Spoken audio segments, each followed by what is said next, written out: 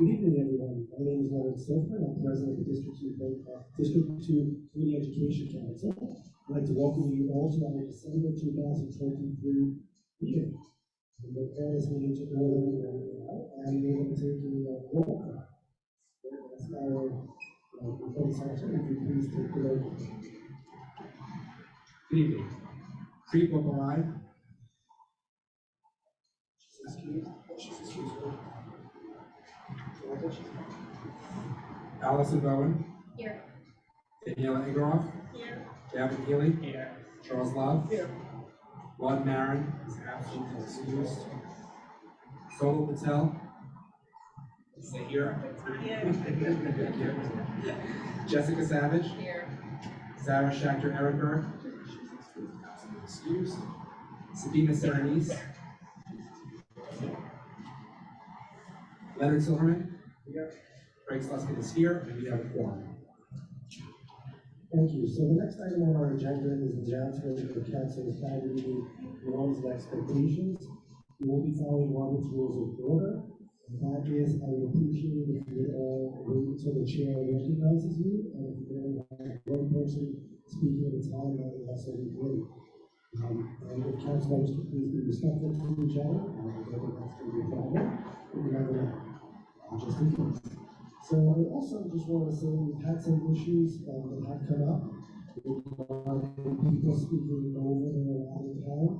There will be 2 public speaking sessions, so if you're in the audience live, please feel free to sign one of the, you can sign for both sessions.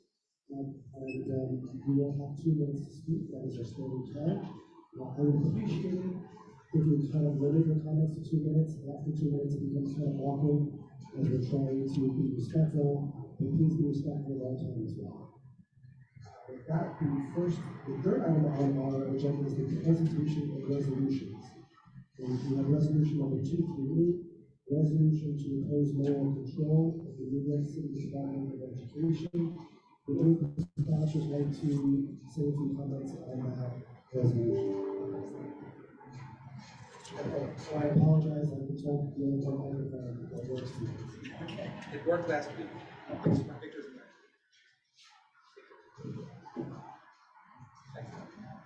Jump up here. We're really close. It feels like a karaoke or something. But I'm not sure what this is. so let's see.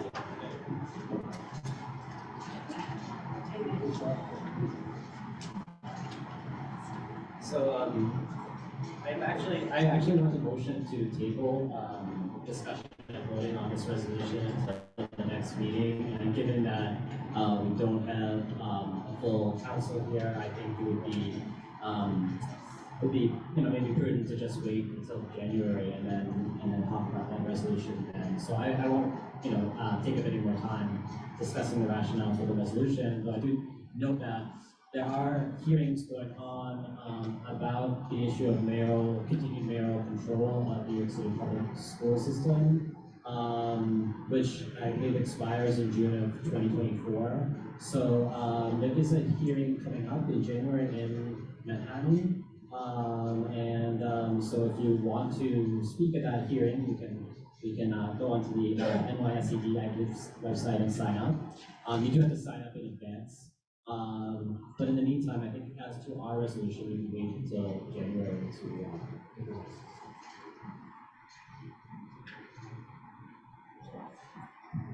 So I heard the words motion to table in there. I'm just going to suggest that we make the motion when we come to the discussion of the resolutions. And then we'll do the motion at that point. Next, we would like to add dispatches of resolution number 239, which is a resolution entitled Addressing the Air Quality in Schools. I'd like to comment on that resolution.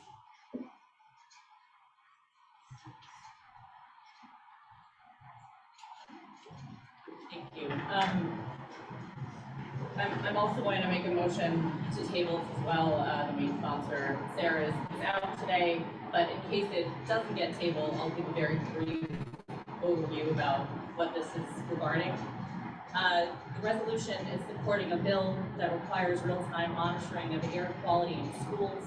The bill essentially requires real-time monitoring and reporting of air quality in schools, requires standards to be set regarding air quality in schools, requires the DOE to issue real-time reports on their website regarding air quality, and requires installation and maintenance of air quality monitoring devices in schools.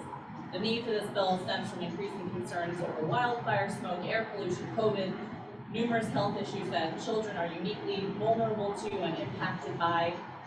And the resolution urges the mayor to pass the bill, also urges the city council to work with relevant industry knowledge leaders to address any concerns on the efficacy of certain measurement devices, as well as applying the latest scientific and technical knowledge to solidify standards used in measurements, and urges the city council to enact specific time requirements for any remediation to be completed upon identification of any violations on the standards required under the bill.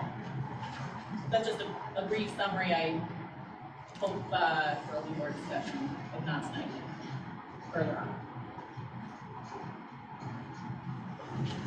So we're going to enter the word motion, we're gonna hold off on that to get the discussion of resolutions. The next item on our agenda is the program presentation. We had hoped to have a presentation by the school construction authority, but we were informed that they were unable to make it for this month. There will be a presentation by them on at our next meeting, which I believe is January 17th. January 17th. So they will be presenting. So we have no presentations or further. So the next item on our agenda, and we'll go along. And by the way, we have interpreters here. If anyone in the audience needs an interpreter, just let us know. The next item on our agenda is the first public speakers session. And for those of you who are at home, this is only going to be for in-person participants. So we're going to have whoever signed up, there's a sign-in sheet. If you'd like to speak, you can sign up again for one or both of the public speaking sessions. Limited time to 2 minutes.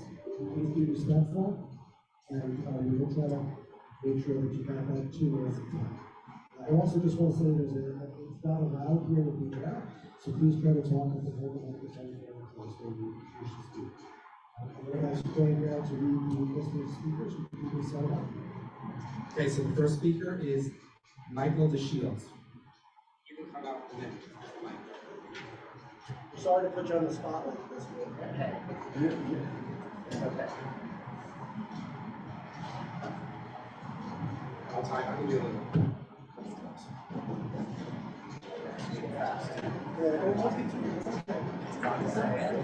We'll give you a little flash. It's good. Good evening. My name is Michael DeShields. My pronouns are he and him. I'm a theater teacher in District 2, an elementary school GSA advisor, and executive board member of the UFT Pride Committee, and a proud member of the LGBTQIA+ community. I came out in 2000 at the age of 23 due to the stigma of being gay that was perpetuated by the response to the AIDS crisis in the 80s, but more importantly, the bullying I was subjected to for the majority of my adolescent years. I lived through social isolation, fear of being myself, and regular thoughts that it would be easier to end my own life rather than live with a constant emotional torment. I was lucky enough to have a group of friends that accepted me for who I was, but it wasn't until I found a supportive community here that I was able to finally live my life authentically. What I was missing was a supportive network of adults in my schools that would just allow me to be me. My job as an educator, along with the school community, the DOE, and the CEC is to follow Chancellor's Regulation D210 and a safe place to receive an education, regardless of their gender, gender expression, and many other protected classes.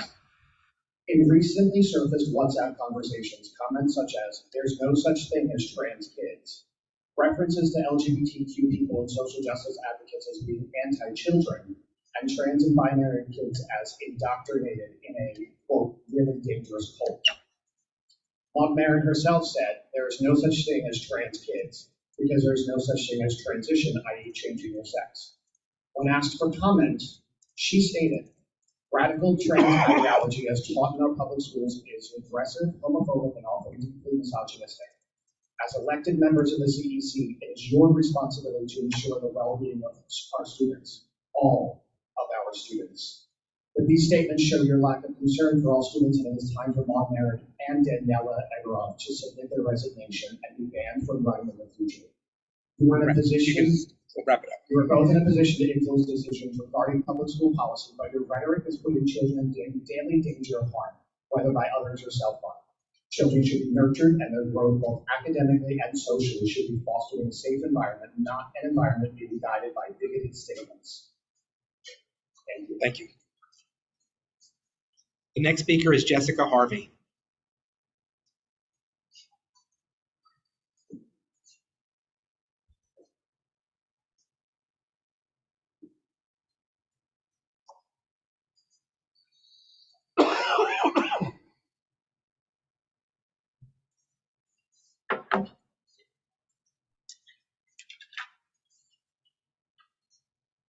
Should I begin? Yeah, just one. Really close. Good. Okay, we'll talk about it. 2 minutes now? That's good. My name is Jessica Harvey. I'm a longtime resident and a community member in this district, a former student in the district, a longtime teacher in the district, and I am the CSD District 2 representative for the United Federation of Teachers. I can assure you, trans kids exist. Imagine for a moment that you were an adolescent questioning your gender, feeling uncomfortable in your own body, desperate for change, and you heard a woman in a position of power such as Maud Marin say, "There's no such thing as trans kids." And now imagine if that were met with tacit approval by the community, since no one said or did anything about it. How would you feel? What might you do? Resort to self-harm, maybe? Their hate speech proves that Maud Marin and Daniela Souza Igorov are menaces to the students of this city and should step down from their positions on the CEC, or they should be removed by the chancellor.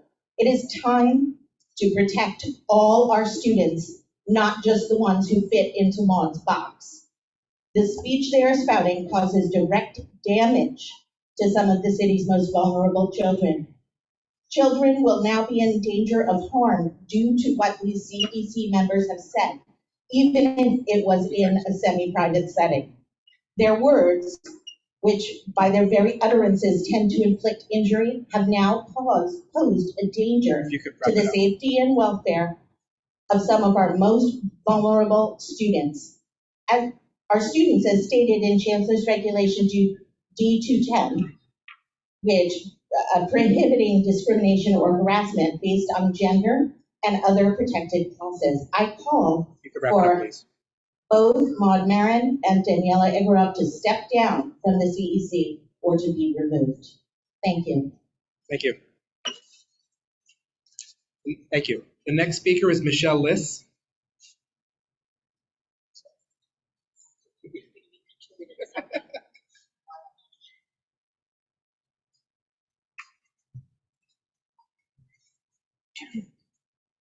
Thank you. Hello, good evening. My name is Michelle Liz, PS77 teacher.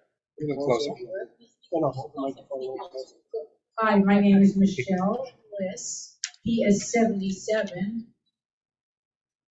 I'm a teacher. Okay, to add on to these facts that our two prior people spoke about, and WhatsApp chat. I said before, our state senator Brad Holman Siegel said that this is outrageous and cruel.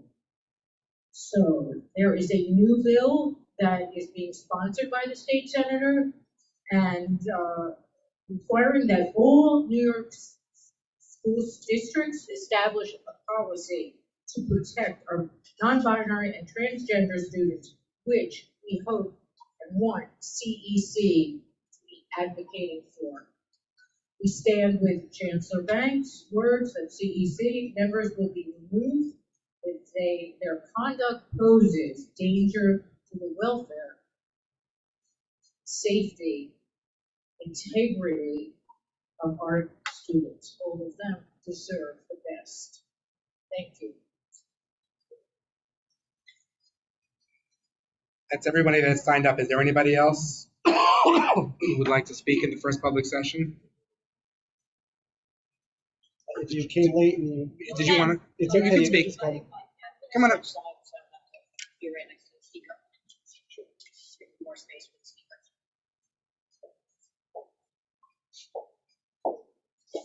Hello.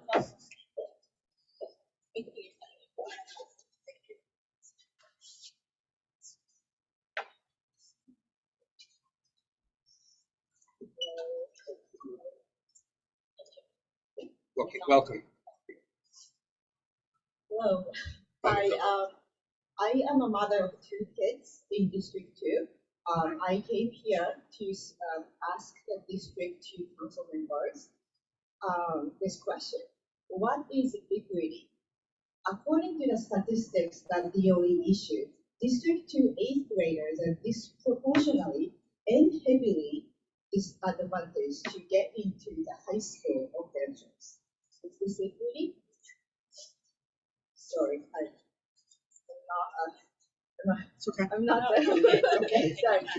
And then my 2nd grader's bus now has an additional stop in Midtown because many of the shelter students are being moved around, and now it takes over 90 minutes average to come home.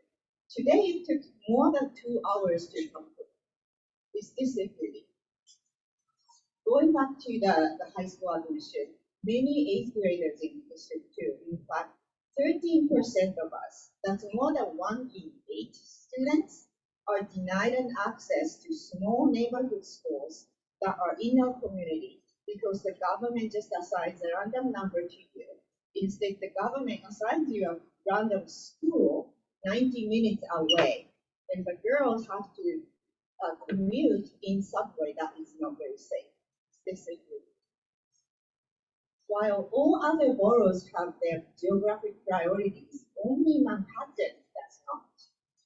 Many District 2 families are leaving the city or the public school system, especially the families that DOE considers as resources. Those who volunteer for the school community are leaving for better, fair systems. We are losing tax revenues. Do we want more budget cuts? District 2 council members, let's talk what's equitable for all. I request to work on pressuring DOE for bus planning improvements and high school admission policy improvements. Thank you. And that concludes the first public speaker session.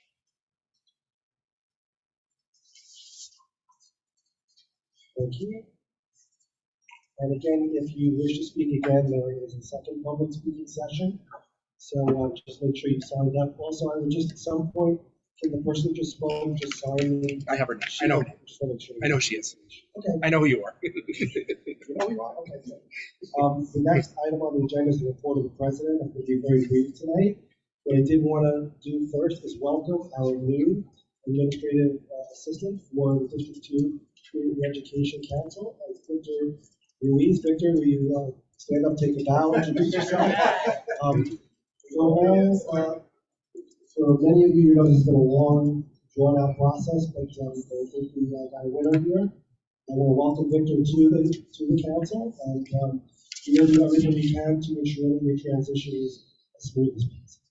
So welcome aboard, and thank you. I also want to thank Bud Barron and Charles, who are also part of the committee, for their work in ensuring that we'll get up with Victor. So thank you, and again, welcome aboard.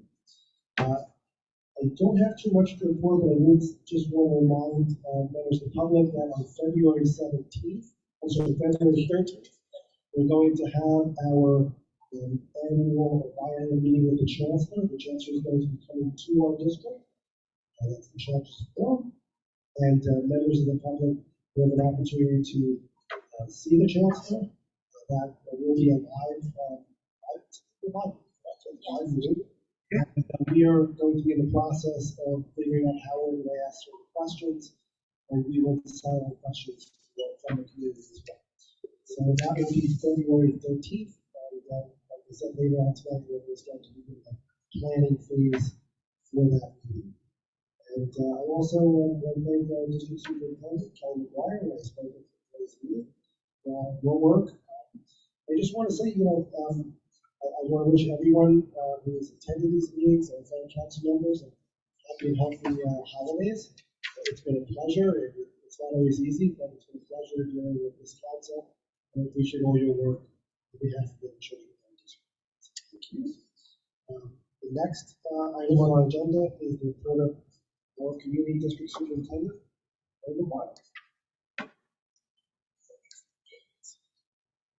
Sure, do you think we Keep moving your chair, buddy.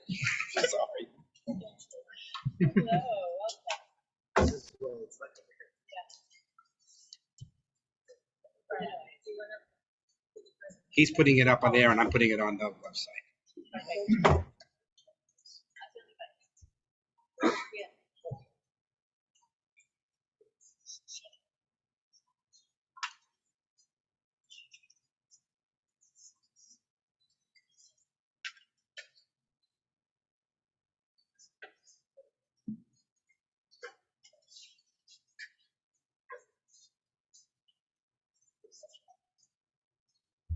Okay, thank you so much, Council President Silverman. Appreciate the opportunity to speak with everybody tonight. I do have just a few slides here this evening. There are, just in order to highlight some different data that I'm going to speak to, but I'll first of all start with this here. But I do appreciate you all having me this evening. December, like many months in the school year, is an incredibly busy one. Our students have put on holiday shows and participated in overnight winter field trips. Schools are collecting canned goods for those in need and running coat drives with PTAs, elected officials, and community-based organizations. Our schools have been busy and joyful. At the start of December, we evaluate the district comprehensive education plan goals that we set at the start of each year.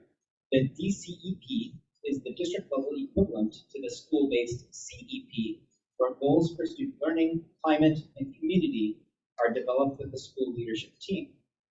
Our district leadership team reviewed and developed these goals in the fall of each month, and currently we have, tonight we're going to just look at a short review. We are making strong progress towards our goals. Some of the school tools that we use to measure goals are rolling and ongoing, but others are evaluated at interim periods. For example, the top goal here in regard to reading is a goal that was captured in our fall screener assessment. Since we have already met this goal, the goal was to be 72% proficient by December 15th, and currently we are 73% proficient. Since we've already met this goal, we will adjust it after our mid-year screener assessments have been completed. Other goals, like those related to climate and culture issues, are rolling, and we collect these data in real time. As you can see in these data, we are far ahead of our pace for reducing the number of suspensions across District 2 schools when comparing this year's numbers to last year's. So our goal was to reduce suspensions and out of school removals by 7%.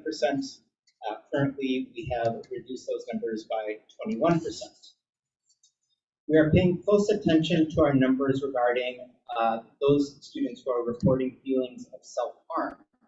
To be clear, student reports of self-harm are grouped under the same category of suicidal ideation, and these reports are carefully reviewed by our school guidance in partnership with parents and families. As you can see from the goal here, our goal was to reduce incidences of reported suicidal ideation, which again also includes students reporting self-harm, but we have actually bumped up a bit, close to 4% for the current year. We believe multiple factors contribute to reasons why suspensions have decreased, but we know that our best strategy for reducing climate disruption is a focus on teaching and learning. In regard to suicidal ideation, we need to do more and gather more information. It may be that we are doing a better job of communicating and being available to students for other reasons. Regardless, this is work that we are continuing to explore with our student services team, who work primarily on climate and culture issues. Also, the final goal that is up there is a goal in regards to mathematics, which has not yet been measured, but will be measured in the mid-year screener assessments, which we will be completing in January. And in regard to climate and culture, I provided some updated statistics regarding the number of removals and suspensions. I've been providing this data on an ongoing basis, on a rolling basis, month to month. So we've added December there as well. I do just want to share a quick note that while the title here indicates a class removal or suspension, the vast majority of incidences that are recorded here are class removals. And so we see a positive trend. We see that the positive trend is continuing in December, and an overall reduction in the number of class suspensions and removals across the district for the month of December, and also a 14% drop in the number of level 4 and 5 incidences in our district. Last year at this point we were at 610, now 524. It's a reminder to have me tell my daughter to practice her saxophone, so I can turn that off quick. Okay, she's actually quite good. But we have seen a 14% drop in the number of level 4 and 5 instances here in the district today. I do want to just shift gears to the New York City Reads initiative. This month we are formally announcing that Wit and Wisdom will be our choice of a base curriculum in our kindergarten through 5th grade classrooms. Teachers and administrators have the greatest impact on student outcomes in schools. However, the use of a common base curriculum across our classrooms will expand student learning and enhance our current District 2 curriculum. It will ensure that our students have daily access to curriculum and activities that are aligned with state standards, reading research, and learning strategies. The Wit and Wisdom curricula is built around 4 texts that are written at and above grade level to support our many high-performing readers. The curriculum also includes audiobooks, rich pre-teaching materials, and discussion structures to support students who may not yet be reading on grade level. To build background knowledge and vocabulary, learners join virtual field trips to museums and historical sites from around the world, and authors and poets join classrooms through interactive video. Wit and Wisdom enables teachers to build excitement for reading and writing, and we look forward to showcasing samples of work from our students and teachers this spring. Selecting a core literacy curriculum for our District 2 kindergarten through 5th grade classrooms was a decision we took seriously. We formed an advisory team of District 2 teachers, school leaders, and curriculum coaches who read through lessons and units from approved citywide options. We met with PTAs and school leadership teams and provided regular reports on literacy to our Community Education Council. We also visited schools around the city where we currently are implementing the approved citywide options. We watched lessons in process, asked teachers questions, and spoke directly with parents and students from schools using various criteria. As we began to narrow in on our preferred choice of curriculum, several of our District 2 schools began to pilot Wit and Wisdom lessons and modules. As we prepare for a district-wide implementation of Wit and Wisdom across our kindergarten through 5th grade classrooms in the fall of 2024, all of our elementary schools will plan and teach a Wit and Wisdom lesson series in the spring of this year. Teachers and school leaders will engage in professional learning, and we will draw upon our pilot schools to share their experiences.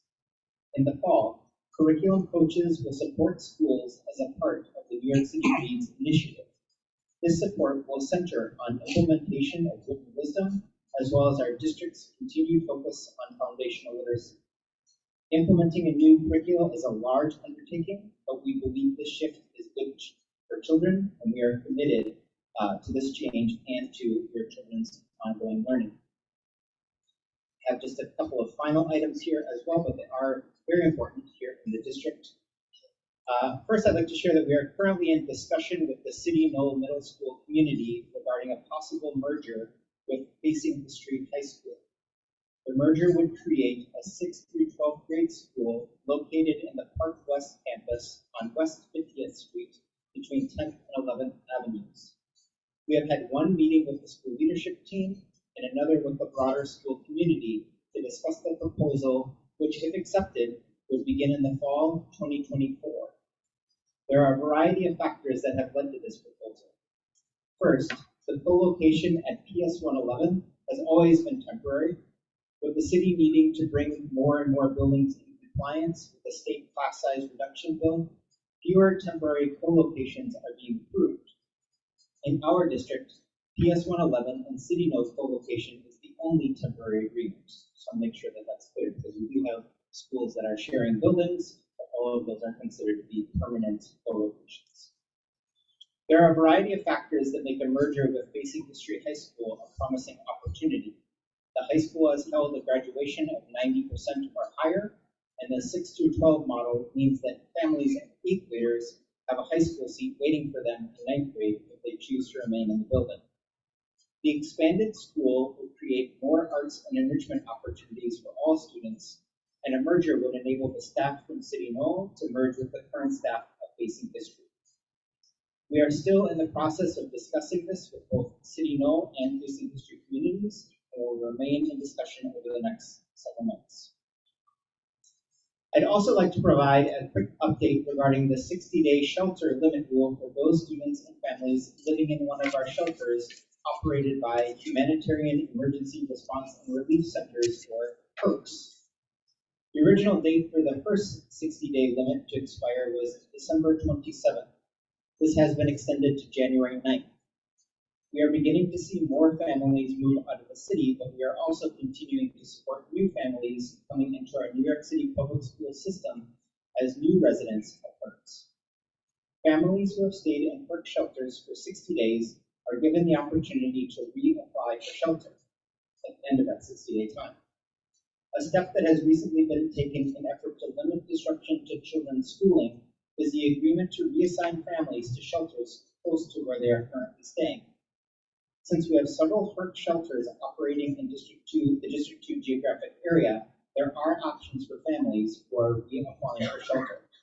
We have been in close touch with our schools and will continue to support them. In conclusion, I too would like to wish everyone a restful break and a happy new year.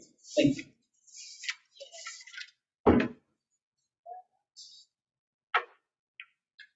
So I'm going to start us off, and I just have a few questions.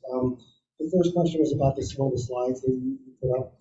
You mentioned reported incidences of suicidal ideation, and I guess we know also, especially because of when you had remote learning, you had a lot of students who felt isolated and alone. I'm wondering, what does our district and our schools do at the school-wide level to learn or try to get students to talk about their feelings, or to reach out, or create safe spaces so that you can engage with those people who might feel isolated? Or because my concern is that when you talk about reported incidents of suicidal ideation, unfortunately find out too late, because it's usually after an attempt or something dramatic happens that you realize that this issue exists, or it may not be that apparent. So I'm wondering, what kind of engagement is there to find that out? So that's the first question I had.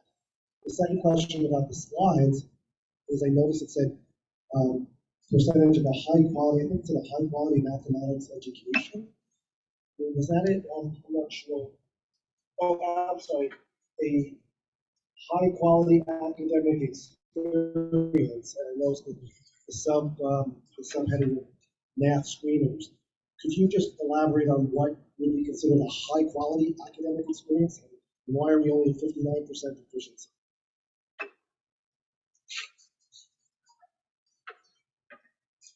Sure, thanks so much for those questions. Just first to indicate, or to talk a little bit about the question you had regarding suicidal ideation. Just going back to that term again, that is any incident that is reported to a school official that might include something from a range of different issues. I feel hopeless. I feel as though I want to harm myself, to a student who might have something specific that they are feeling, or a specific plan that they may have.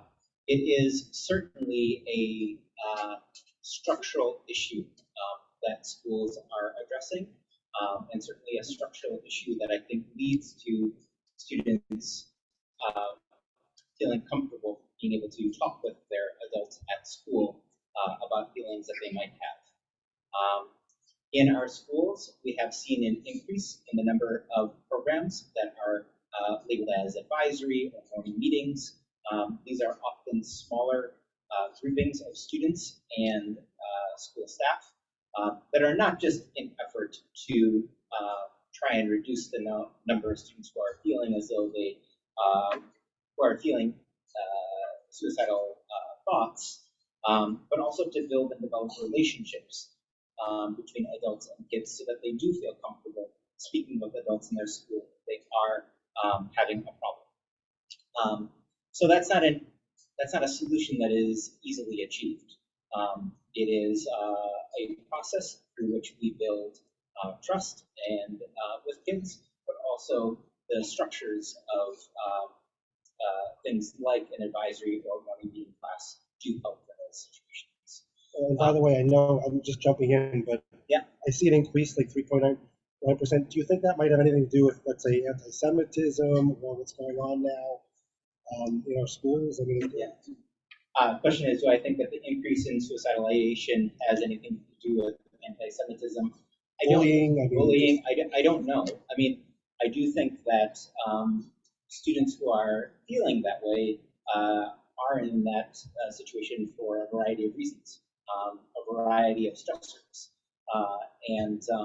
but I don't have specific data on what might lead to a student feeling suicidal or feelings of self-harm.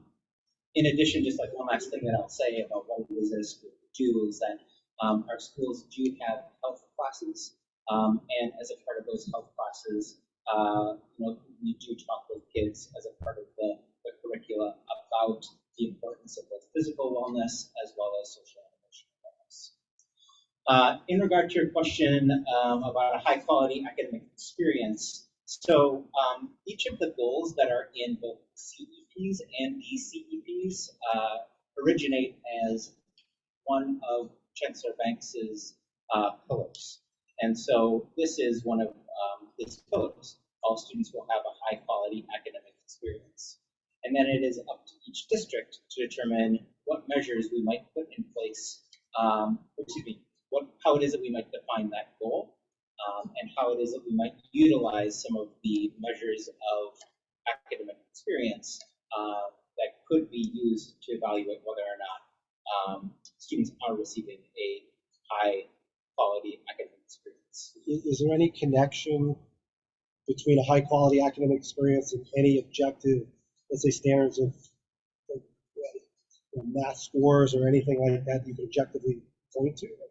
So I agree with that line of thinking in terms of how it is that we want to evaluate that, whether or not it is something just like asking kids, do you feel like you're getting a high quality academic experience? Or whether or not we are evaluating real growth. And so we sought to evaluate this measure through as scientific a measure as we have that is available to us. And that is the standardized math screeners that are used across our district. This 59% is the fall math screener that was measured at the start of the year. And again, we will conduct our mid-year screener in January, and we will be able to report then as to how it is that our students have performed. It's fine. Jessica's a lovely woman. You beat him to it. She's Thank you. I had a couple questions regarding literacy and some of the data. First, I'm just trying to understand similarly about that 73% expectation number. Was that, maybe unpack that a little bit in terms of what reading well means, and also, is it 73% of the student population that we're measuring is supposed to be reading well as of what a measure on December 15th, like that, is it when there's supposed to be growth and we'll get to 85% by the end of the year, or is that you'd expect it to stay constant, 73% will be reading at X level at December 15th, 73% will be reading at X level, question. I don't know if I should ask both or. Can I answer that one just so I make sure that I get it correct? You know, the goal of 72% was actually set at the end of the year last year, and it was based on data that we were looking at in June and August as we were preparing to complete the DCP for the start of the year. We anticipated that our rate of achievement would actually be not yet at 72%. But when our students completed this fall screener, the data turned out as 73%. So that's why I was saying that we want to collect the data for our mid-year screeners and see how it is that our students have done between the start of the year and the middle of the year. There are new skills that are evaluated in those mid-year screeners, but if we see an increase, then we want to make an adjustment so that we will be looking toward a higher percentage of students who are proficient. We want to set a higher goal for the end of the year. On the state exam, about 80% of students are proficient. As per the state exam, ideally the screeners are kind of like mapping that. We're seeing similar data showing up, but we know that there are some differences between students. I don't know if that answers. Thank you. Yeah, I guess when you say reading well, I don't but does that mean that X number of kids in the classroom are reading at the the range of level books they're supposed to be reading at? Is that what that's measuring? Yeah. We're defining well as at or above.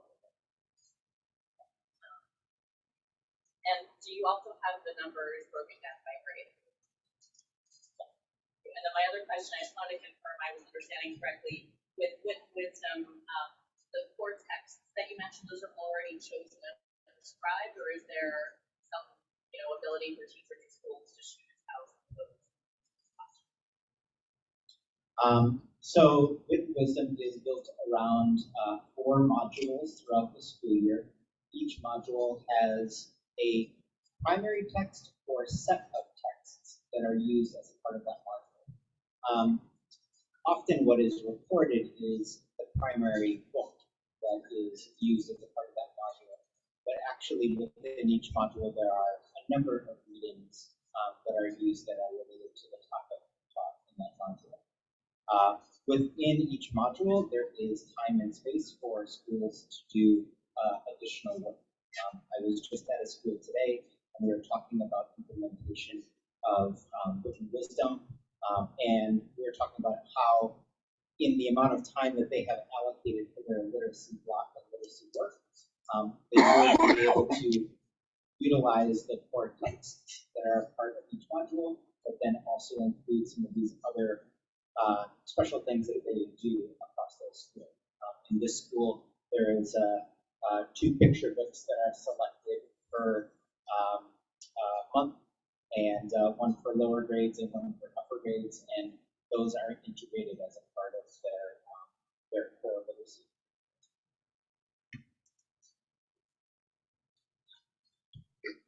That's supposed to be fun. Sorry, I don't want to. Thanks. So I have a few questions about different topics that you spoke about, and then one that you touched upon. So the first question I have is on the suspensions, where you talk about the level 4 and the level 5. Is that an automatic number or is that a judgment call? So what I'm trying to understand is, are we lower because we're lower, or are we lower because we're changing the goalposts? So I want to understand that a little bit better. I'm not saying it's one or the other, I'm asking. On the wit and wisdom, who are the curriculum coaches that will be going around next year? Are you going to be using like teachers? And I think most of the members of the council know that one of the schools that it's being implemented in is my son's school, and the grade that it's implemented in is my son's grade. So my kid is actually going through wit and wisdom now. I can tell you lots about it, and it's positive. It's been positive. But but I can tell you the teacher has tweaked a lot of things. She's gone one way or the other, and I think she did a demonstration, I think for Kelly, I think when everybody was there. So I would think that the teachers who are teaching at this year, who have had to tweak things and say, this works, this doesn't work, this works for this type of a student, this doesn't, they would be helpful. While I don't want them, missing school in my school, but like sending them out for days might be useful, just teacher to teacher. So that's my second question. The third question is I'm just trying to understand because it's sort of a chess piece. The PS 111. So City Knoll and 111 are together now. City Knoll will go to the other building if it's combined, if I'm understanding this correctly. So what will happen to the excess space in 111? Is that overcrowding will be alleviated? Will it expand? Will it take new students, or will there be other rezonings from neighborhood schools because maybe other neighborhood schools are packed? And then the fourth is if you could comment just on or give us an update on within the district what is going on with anti-Semitism and incidents. We spoke earlier. I know there was an incident yesterday in one of the middle schools. I don't want to get too much into detail on it, but so if you could just give us an update and give us your commentary on that, that would be helpful. Thank you. I'm sorry for the four. No. I took notes. So in regard to suspensions, level 4 and 5 suspensions, it should not be a case of moving the goalposts. The behaviors that are listed in the Chancellor's regulations that fall under categories 1 through 5 are pretty detailed, and they have gotten much more detailed since the time when I was first a principal, almost 20 years ago.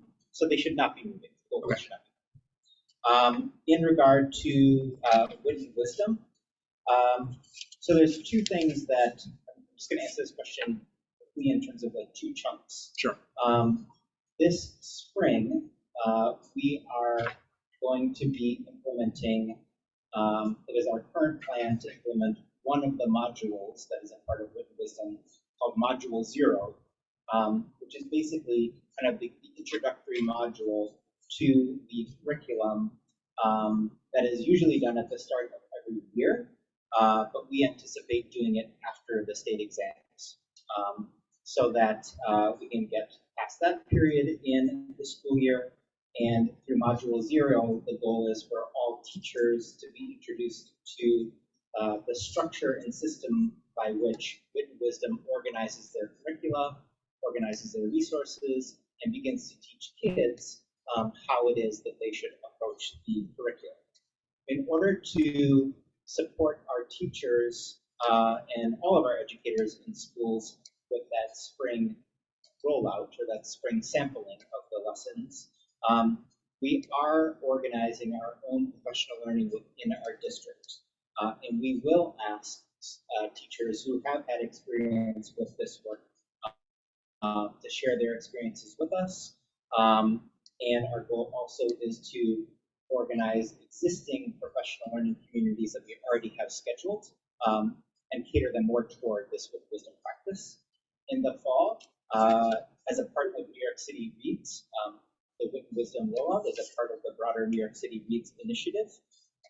We will have curriculum coaches that will be joining us that are not Department of Education staff, that work as professional development staff in the region or in the country. Our hope is that we are able to select some of the curriculum coaches from groups of people with whom we already know.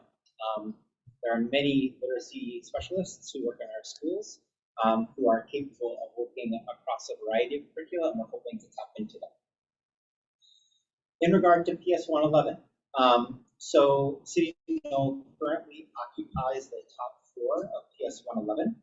PS 111 as a school has grown in capacity, and the class size has grown, and spaces that are currently allocated to PS 111 that are not necessarily spaces that we want to maintain as classrooms.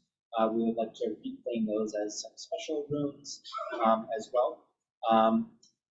Those spaces will either move to the 4th floor of the PS 111 building, or in order to come in compliance with the state rule around class size, we'll actually end up opening up more classes at particular grade levels so that we hit the class size mandates in the school. There may be some classes right now that have 28 students in grades 3 through 5. We need to make those class sizes 23.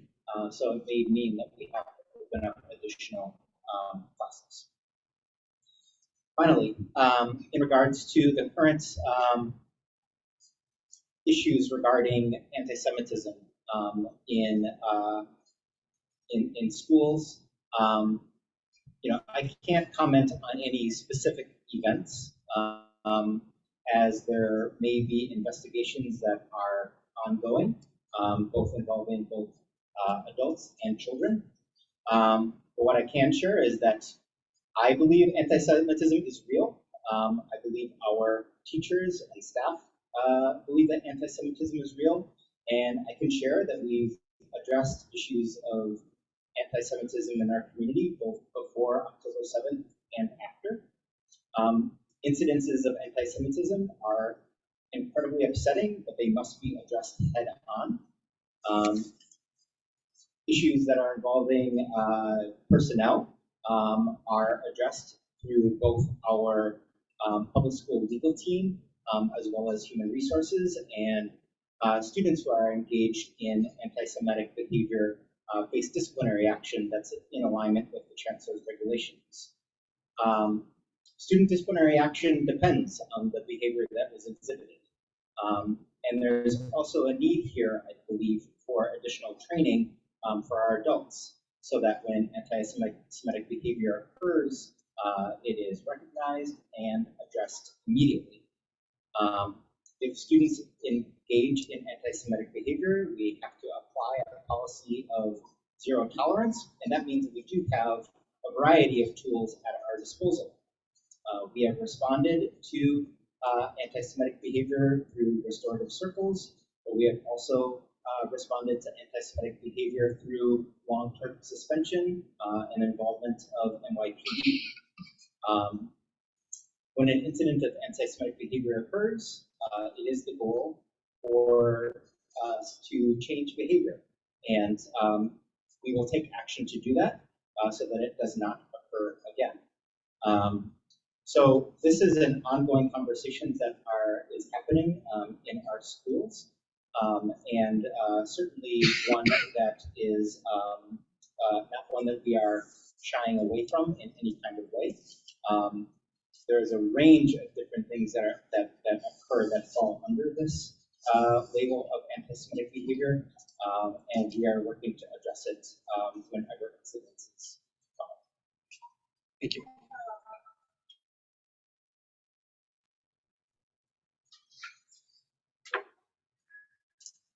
You could also speak a little bit too about the DOE's response to Islamophobia and some of our Palestinian Muslim members of this.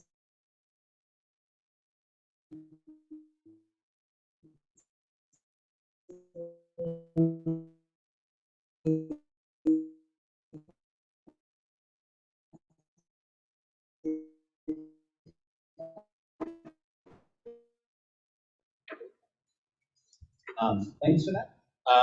The response, I think, is similar. I could take out anti-Semitism, and I could put in anti-Islamic behavior as well. I think that there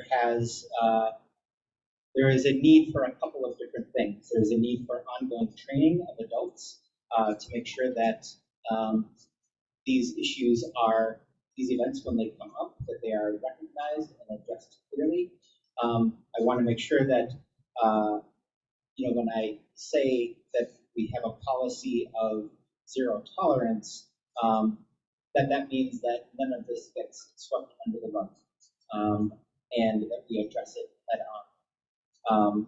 So I think that there is a need for ongoing training for both our adults and staff. And I also think that there is an ongoing need for systems and structures, similar to the ones that President Silverman was talking about in terms of morning meetings, advisories. These are activities and events that these are structures within the school day that give us the tools that we need to prevent these incidents from occurring and to improve education, both for children and for adults.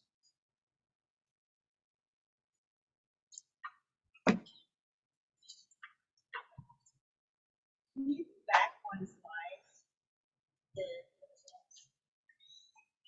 So which grades take the Acadians and which grades take the math already? And then how do you see, I don't know if there's an explanation, like the Acadians, it seems very constant, but then there's a much bigger gap on the math already.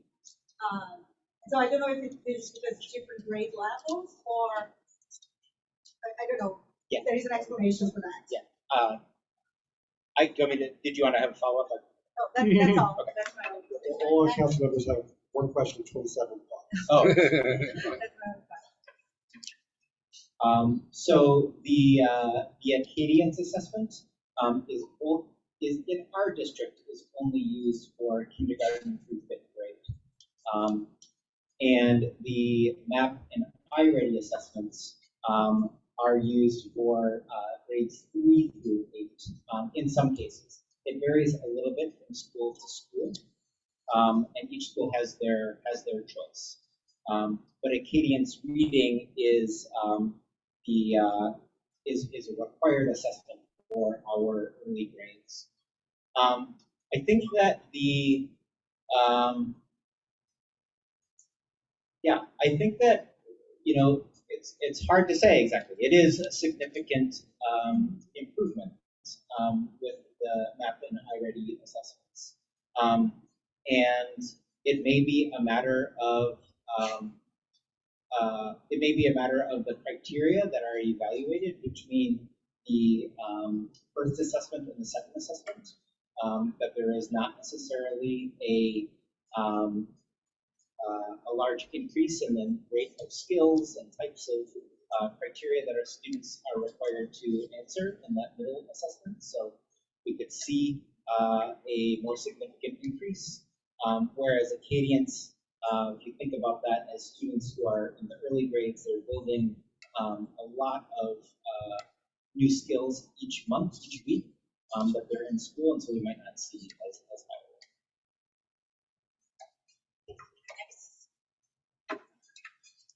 Thank you so much for sharing. I just want to bring up something to think about. There are some kids, or many kids that start off with iReady and Acadia at grade level. So just as we're getting the numbers, how do those kids, how do we measure their progress? Because they start off above grade, they end at above grade, and it's like the same thing. So how are we improving them? This is something I'm not looking for an answer, but something to think about. And also, will our scores be affected by the new incoming students that potentially don't speak English? And are we going to be including them because that will bring our scores down, or is there going to be a separate, ELL learners versus those who state that English is their primary language? That might help the statistics, right, to kind of get a better picture. Yeah. I can say that in regard to the state math exam, students are able to take that exam in their home language, and our newest arrivals are exempt from the English exam. But we're also always looking for growth for each individual student that touches the language. It goes, keep going. All right, that's it.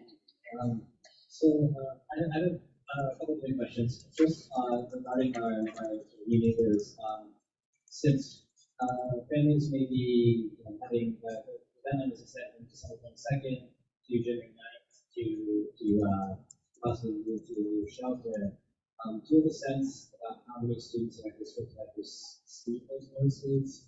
And obviously, families will make different decisions based on where they're assigned and their individual circumstances. But do you have some sense about how many students might move to a new school as a result of receiving notice? And related to this, what are schools doing to help those schools transition? This would be not during the full school break, but it'll be like a week into the new the school starts again in January, and so this is obviously going to be disruptive for students, even if they remain in this new school to have to deal with the move. So I'm just curious what sorts of social emotional learning, but also in terms of just academics, what are schools and just basic needs of schools doing to help those students in this district. What's the guidance you're getting from DOE on that? And then finally, a separate question is, can you talk a little bit about initiatives in District 2, and specifically District 2, like Fall and how teachers and students in school communities are working, through those things?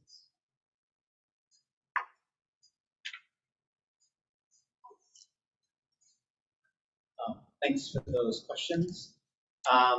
So in regard to numbers, just to share that the overall number of students who are living in temporary housing in the district has remained relatively constant. And that number, if we compare data before students seeking asylum began arriving in the district to our current numbers, those numbers are about 1,700 kids, I would say, 1,700 kids or so. It is difficult to know exactly how many students have received notices. That is something that I can get directly from schools. I was at a school today that was currently serving about 175 students who are seeking asylum. 75 of those children were living in one of the PERT shelters, and about 50 of them have received the 60-day notice letter. In this same school, they have seen about 20 kids leave just in the past 10 days or so, but they've also enrolled about 15 new kids.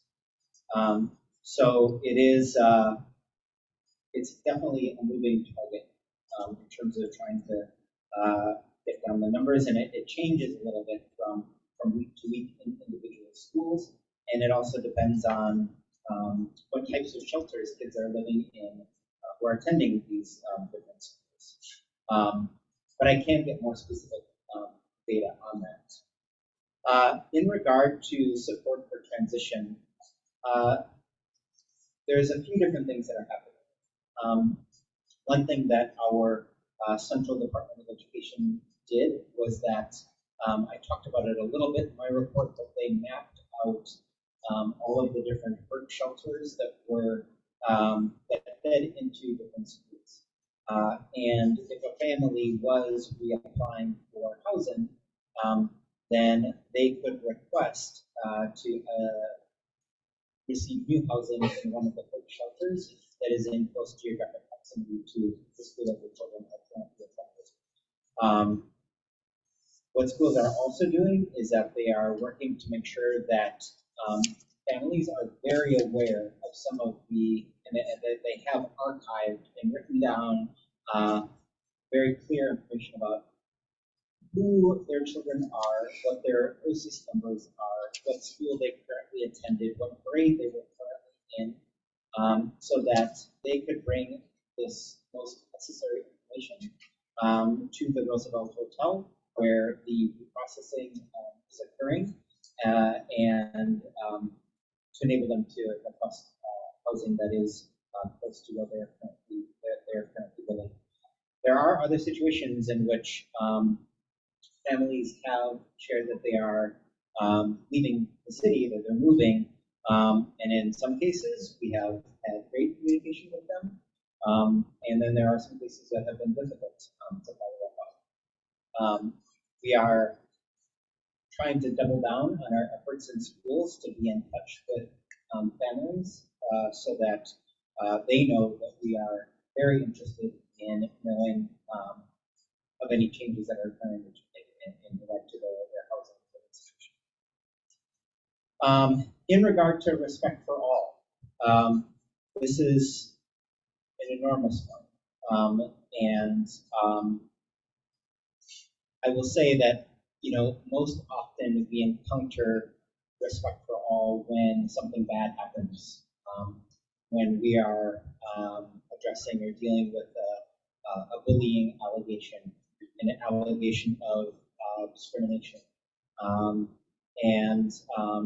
So often our work feels very reactionary.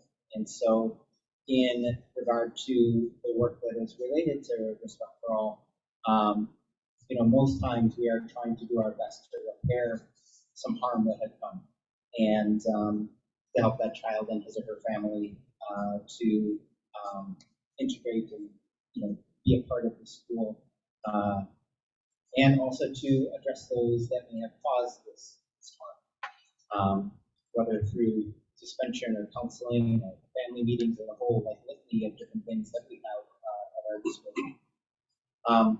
I will say that on a broader scale, one of the things that we believe is very important to address challenges of climate and culture, and I'll just kind of make the connection between respect for all initiatives and issues of climate and culture.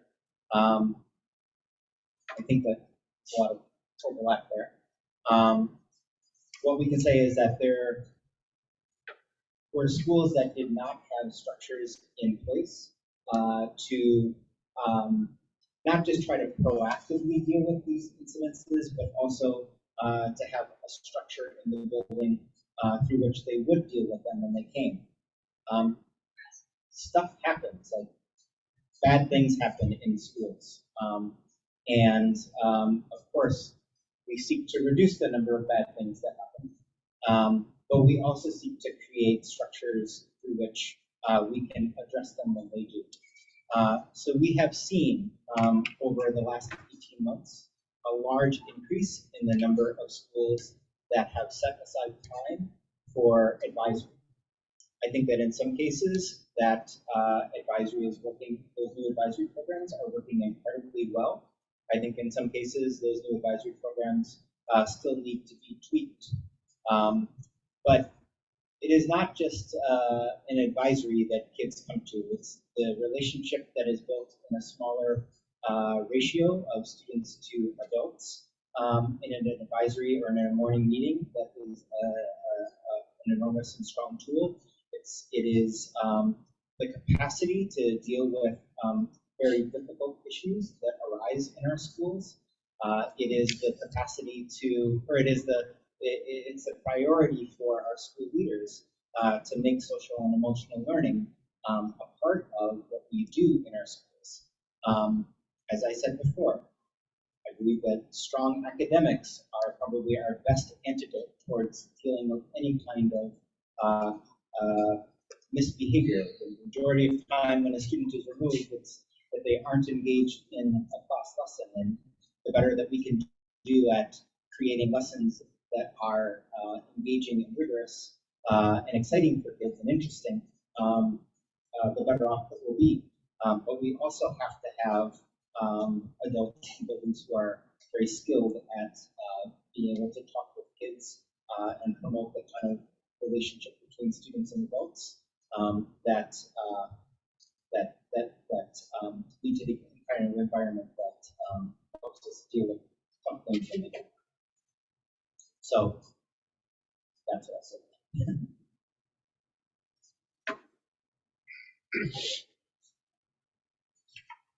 Any other council members have questions for Superintendent? Can I just say some quick follow-up? Sorry, I know I spoke already. I just want to follow up on one point you made, I think, which was to answer Gavin earlier. When you hear of kids coming in or going out, is there a way to actually find out if it was a good thing? In other words, when I hear that 15, I think it was 15 came in, but you lost 10, I hear 25 kids have been, disheveled, it's disrupted. But maybe not, because maybe the kids that are leaving have been placed with family members in permanent house situations. I don't know. But is there a way to figure out of those 25, and I'm not specifically to them, but in general, for these 25 or whatever the number, what if it's a good thing or if it was sort of against the will, for lack of a better word, or phrase.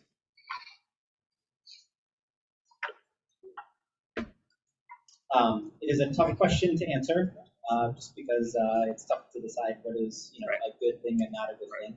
I will say that I have visited the shelters. I have been in families' rooms, and I don't think that any family wants to stay there any longer than they need to stay there. But I appreciate the question, because I do think that in some cases families are ending up in living situations that will ultimately be better for them and their children. Of course, we hate to lose them, but Absolutely. I understand the question. Yeah. Thank you. I'd like to thank Superintendent McGuire for his report and being here tonight, answering such great questions from the council. I'd like to also remind him about saxophone. The next item on our agenda is report of committees. Does anyone have any committee reports tonight?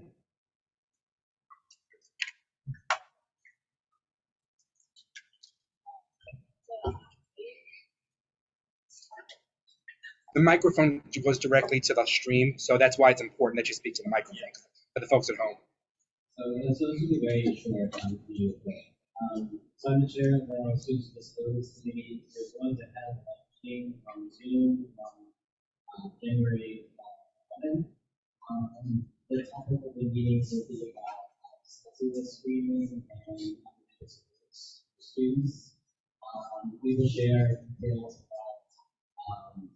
about the background and other speakers. So we will be, in a presentation. Please feel free to come if you have any interest at all, or so a little bit more about the topic. So I'm going to present some very knowledgeable speakers. And what time is that going to be? What time yet? I think it's 6:30 on January 11th. It'll be on Zoom.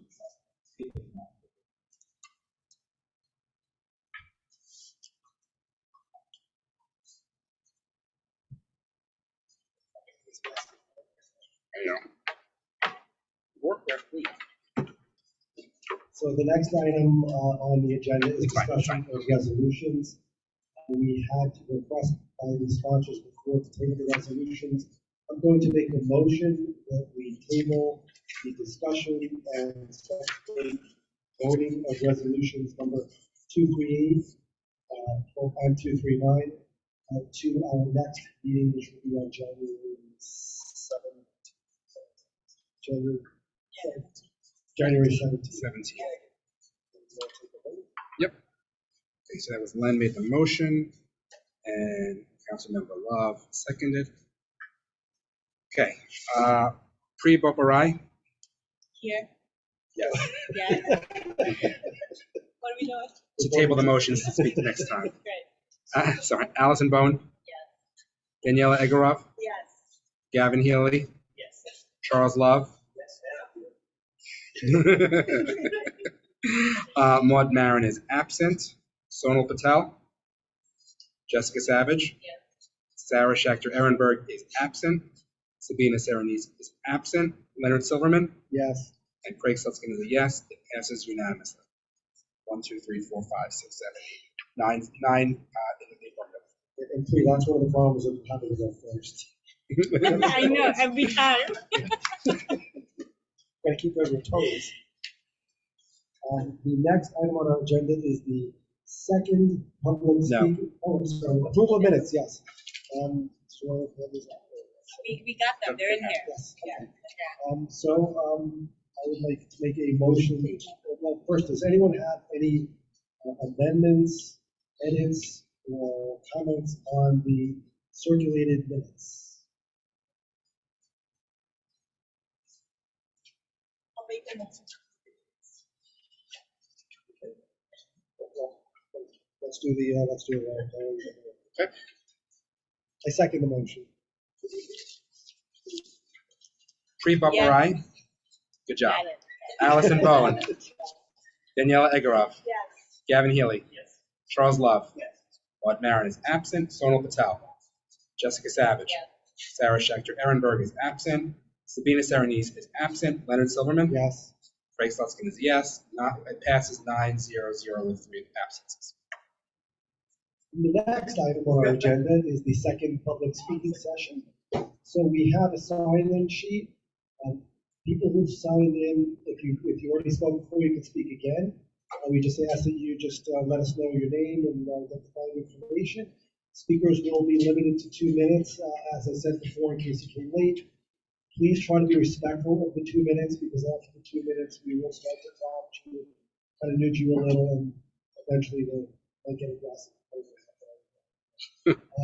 Let's see if we can all keep it to 1 or 2 minutes. So, Craig, would you with a couple of speakers? Yep. So we'll just call a couple so this way you can come up now. The first 3 speakers are Jessica Harvey, Kulani Jenkins, and Tamara Reed. And also, because the way that it's set up, again, it's better if you sit down once you come up.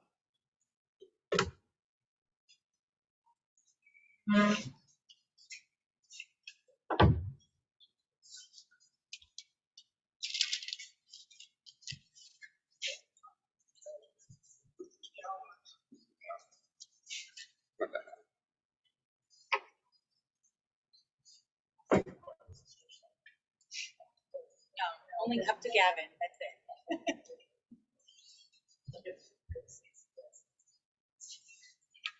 Thank you. Jessica Harvey, community member, teacher, UFT member, proud union activist, not afraid of being called a social justice advocate. In response to the recent text message conversation that's come to light, specifically those on WhatsApp between Maud Marin, Daniela Igorov, Jen Kwok, Andrew Whitman, and undisclosed other parents, these parents, which now include elected officials, made such comments as, there's no such thing as trans kids. They referred to LGBTQ people and social justice advocates as being anti-children. How dare you call me anti-children? And trans and non-binary kids as indoctrinated in a really dangerous cult. Marin herself said, there's no such thing as trans kids because there's no such thing as transition, i.e. changing your sex. She also equated a child's identity to a disease, stating the social contagion is undeniable. And when she was asked for comment about it, she stated, radical trans ideology as taught in our public schools is regressive, homophobic, and often it's deeply misogynistic. These statements are extremely harmful to our children. They pose a danger to the safety and welfare of our students. And that's stated in Chancellor's Regulation D-210, which prohibits discrimination or harassment based on gender and other protected classes. The Chancellor has the ability to remove or suspend CEC members, I believe, that exhibit such behaviors. And as an elected member of the CEC, it's your responsibility to ensure the well-being of our students, of all of our students. These statements show your lack of concern for all students. And it's time for you, Daniela Igorov, to submit your resignation. And it's time for Maud Marin to submit her resignation. And if they are unwilling to do so, it is time for Chancellor Banks to remove them from the CEC. Thank you. Thank you. Kulani.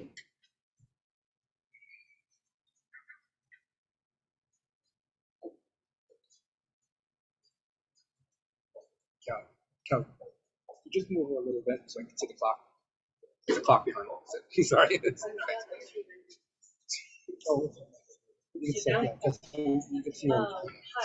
name is Kalani Jenkins. I'm a PTA and SLT member at PS51. I was actually going to speak on Resolution 238, but I'm going to just save that until next time. I did just want to say one quick thing, which I would ask that the council be a little more cognizant of when PEP meetings are. I would have really, and not schedule our CEC meetings during that time. I would have really liked to have been at the PEP meeting. Anyway, I'm sure it's because of the holidays, but yeah, just going forward, it's important that we're able to engage in all of our cities, councils, and whatnot, and yeah. So, thank you. The next is Tamara Reed.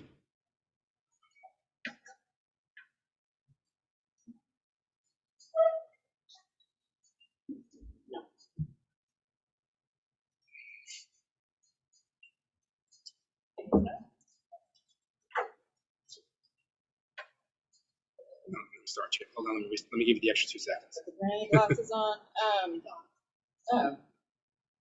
Just trying to keep it close to you. Hi. So crazy because I've been to this meeting for years and years and I've never actually spoken in person. I know. Don't have a choice, really. My name is Tamira and I stand before you, or I sit before you tonight as a DT parent, as an educator, as the niece of a brave and beautiful trans woman who will be inducted into the National Women's Hall of Fame next year, as a sister, a cousin, and friend to members of the LGBTQ+ community, and finally, I am sitting before you tonight on behalf of those who cannot. My students and my loved ones who were driven to suicide because of the anti-trans and anti-gay hatred in this country. When I think of the qualities that I want to see in the elected CEC parent leaders, the ones who influence decisions regarding the safety and the well-being of my son and his classmates, of their teachers, a lot of adjectives come to mind: open-minded, inclusive, kind, fair, decent. But words that don't come to mind are hateful, indifferent, abusive, negligent, opportunistic, and dangerous. But these are the qualities that are now on full display here on this council with a recent discovery and publication of a WhatsApp chat where CEC2 members exchanged messages with other parents that demeaned, belittled, objectified our trans students. So I ask this council, how can you expect us to trust that a CEC member will represent all students with fidelity when they publicly deny that trans kids even exist? The same stuff in the WhatsApp thread has been posted on social media and has been said during news interviews nationally.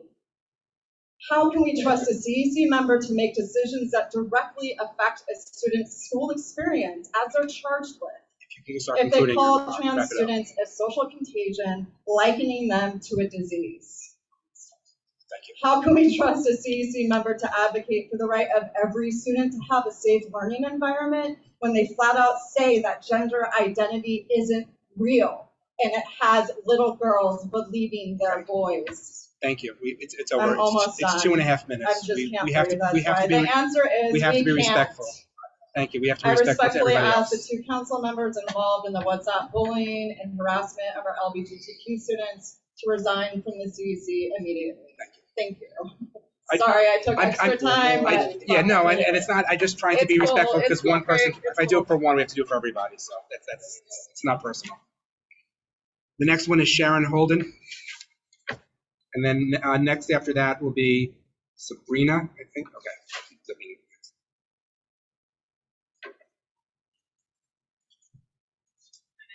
Thanks. Spread this out here also to represent people who either can't be here tonight but don't feel like they have a voice, or they're not alive anymore to share their voice because of everything that everyone spoke about and what's happening right now with these CEC2 members. I just want to point out that my understanding is that Chancellor Banks just spoke with the PEP, and this is being addressed there as well. My name is Sharon Holden. I'm the school counselor at the James Baldwin School. I've been a mental health provider for almost 20 years, and before that, I was a lawyer. I'm the parent of 2 teenagers in New York City, family member of several relatives who are part of the queer community, friend to countless queer people, including 3 beautiful trans people, and school counselor to many trans students. So that quote about there's no such thing as trans kids simply invalidates other people's lived experiences, and nobody has a right to do that. So yes, how dare they? They are erasing children. And what that does is it's dehumanizing, and all the things that they talked about that they're afraid of, all of the positive steps that are the indoctrination that's being done by by educators, those are not just life affirming, they are life saving. And this is not, we can't play around with this. I think people sitting in their homes and sitting in CEC2 meetings and on this WhatsApp chat are saying things from a place of fear. And I would ask them a few things. I would ask, what are you really afraid of? How many trans people do you even actually know? Have you ever spoken to? Have you ever had lunch with? Have you ever actually gotten to know them as people? And that the energy and time that they are putting into proliferating this hate and harm, that they instead spend that time and energy reflecting about what is really going on for them, what is the fear coming from, and maybe some self-work that they could be doing instead of harming children. Because I am a mental health provider, and I am uniquely positioned as a mental health provider to see how this affects kids on all sides of this, and I see nothing. I see nothing but health and well-being and futures and post-secondary planning and life, and everyone has the right to that. This says nothing about the children that those horrible people were speaking about, and it says everything about the adults that are sitting here wielding the privileged power that they have to do harm. And this needs to stop. Yep, I'm right. That needs to stop. Thank you. Thanks. Thank you. Appreciate your comments. The next is Sabrina. And then after that, Matoko, you'll be.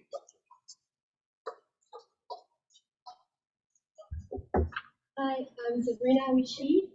So I have a kid at the pre-K French grad program at East 76th Street on the Upper East Side. And I'm here to, talk as a French community member of the Upper East Side regarding the extension we would like to see of the French DLP, because right now it's only the pre-K class. So I think there are better enrollment of the public school with the DLP compared to non-DLP classes on the Upper East Side. I think that the District 2 has only 2 DLPs as opposed to District 3 or other districts in New York. And I also can say that on the Upper East Side, there's a lot of French speakers. I also have a 1-year-old in a major daycare on the Upper East Side, Manhattan Schoolhouse. I would say maybe 20% or so of families are also French speakers. I think that the French DLPs also brings, I think there's a lot of diversity. So myself, I have a North African heritage. There's a lot of also African heritage, French Canadian, also Asian with French colonial heritage, which are part of the DLPs. And I also observe that I think it's also more socially diverse, because I've been from the 3K, which was private, to the public French DLP, and I would say that I think it's also a way to include more diverse backgrounds. So I'm really, for now we don't have any solutions, so we are total almost 30 families in 2 classrooms in the 2 pre-K classes, and there's the only options are 3 private schools who do French teaching, and I think that considering that we have 3 private schools, it would be really nice to have an extension of the French DLP. Thank you. Thank you so much. Appreciate your comments. And Matoko. Is there anybody else who has not spoken, because she'll be the last speaker otherwise, but is there anybody else who has not spoken that wishes? Okay. Yeah, just come up, if you can come up here and sign. There's space here.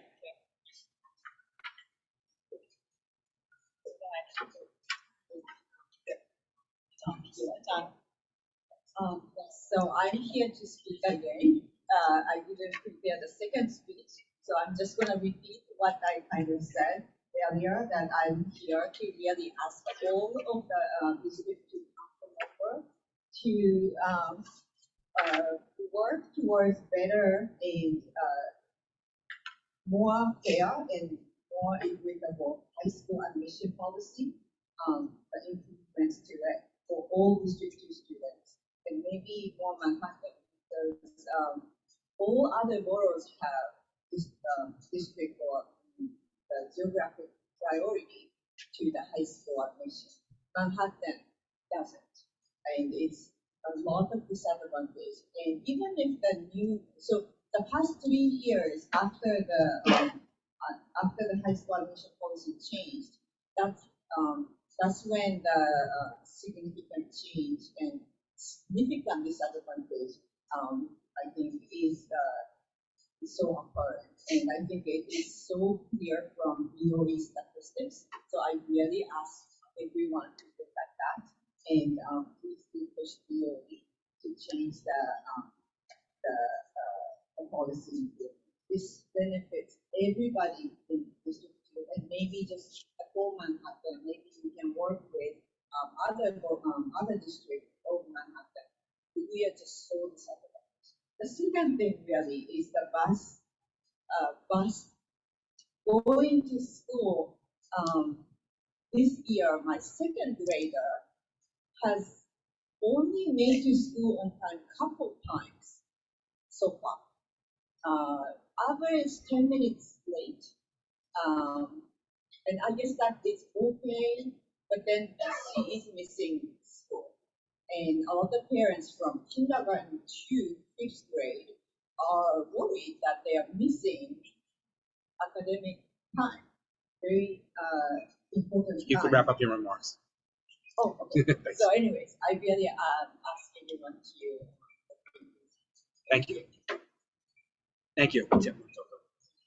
Michael. Good evening again. My name is Michael DeShields. My pronouns are he and him. I just wanted to follow up on what was said earlier and to report that at this evening's PDP meeting, Chancellor Banks did speak about this issue and said it will be addressed. And I'm encouraging all community members in attendance, in person and remotely, to call 311 to ask for the removal of Walt Marin and Daniela Emerald for their flagrant use of discriminatory language and lack of respect for all. As reported by Kelly McGuire, instances of suicidal ideation are 3.9% higher than last year. That's the number I couldn't see.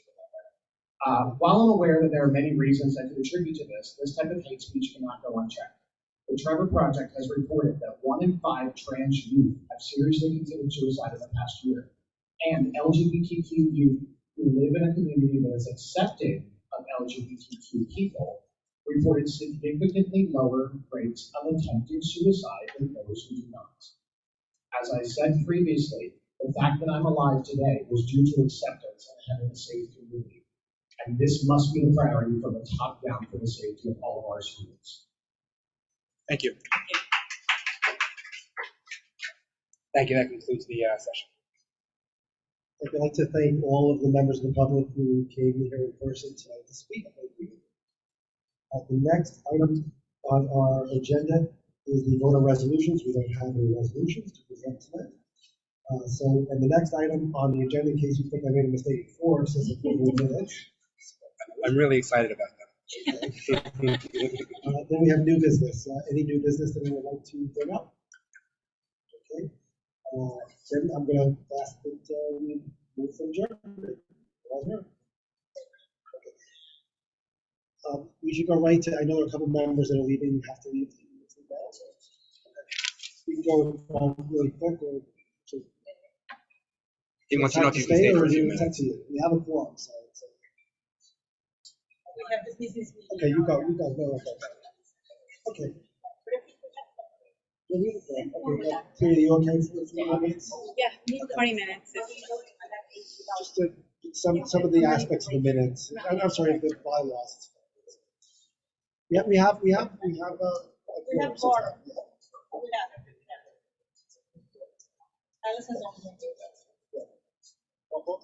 Off the record, so just go. It's okay. It's okay. We'll do them individually. What we're going to do, we'll vote on some of them individually.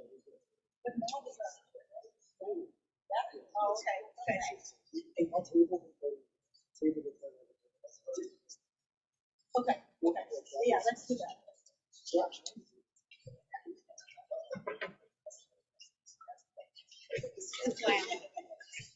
I think Sona wants, I think Sona wants D210 to be tabled until next meeting. I'm guessing that's what you're looking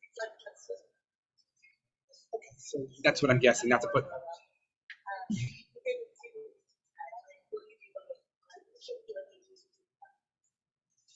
Yeah, so what I was going to propose, this is just all off the record, I was going to propose is for like the co-presence, we just table that to like March or April, but we should vote.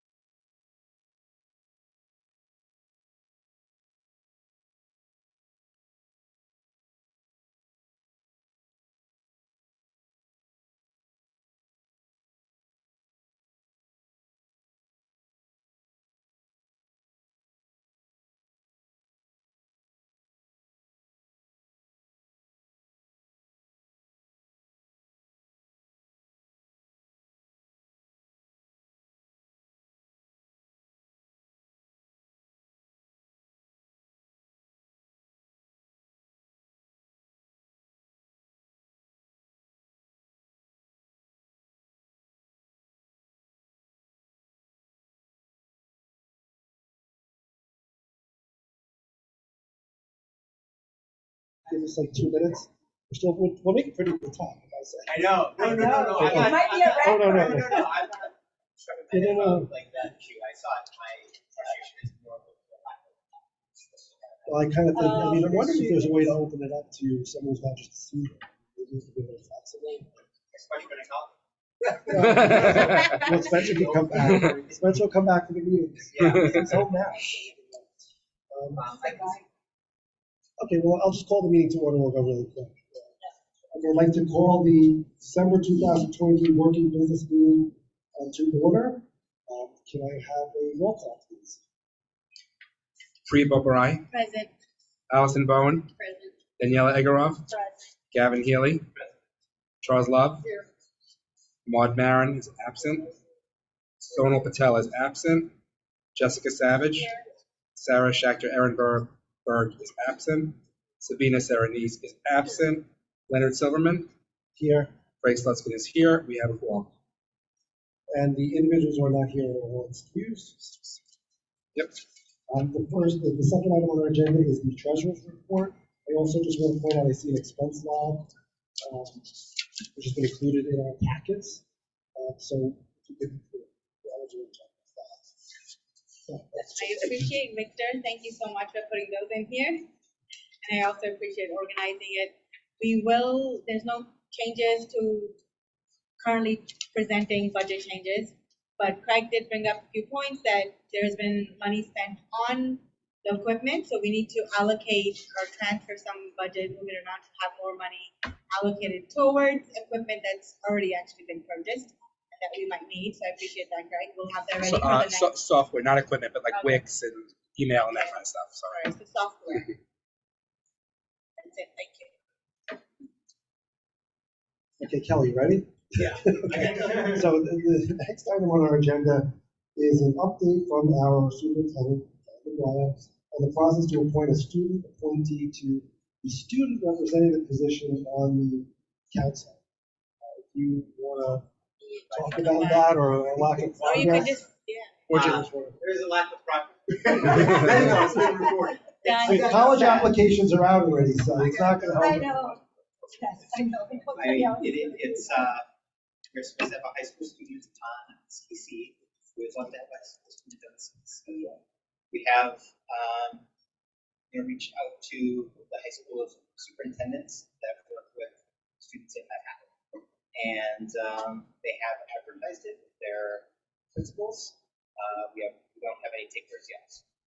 But I just made a note about seeing if we can expand that to juniors, which I think has maybe happened in the past. I'll have to check, but someone inquired. Yeah, I was just gonna say expand it to high school. Like, just Yeah, there are some overall, pretty firm yeah. requirements. There are some pretty firm requirements for supposed to be like a club officer, or president of a student organization, and then you also have to be a senior. But the problem is, it was okay when it was remote, but now that meetings are live, it's hard for a student to come here to 10 o'clock at night. It's actually a junior, like second semester of a junior year would be. I mean, a junior would actually like a perfect person to get because they're. I mean, I know students do this to like. But our meetings are bolster their high Sunday school. in junior grade. Count a lot for senior year, right? So junior year is very tough. Yeah. Which is why I was wondering if you want to move it up even more, or you can have it 6 months of right, so commitment, so they don't have to commit for a whole year too.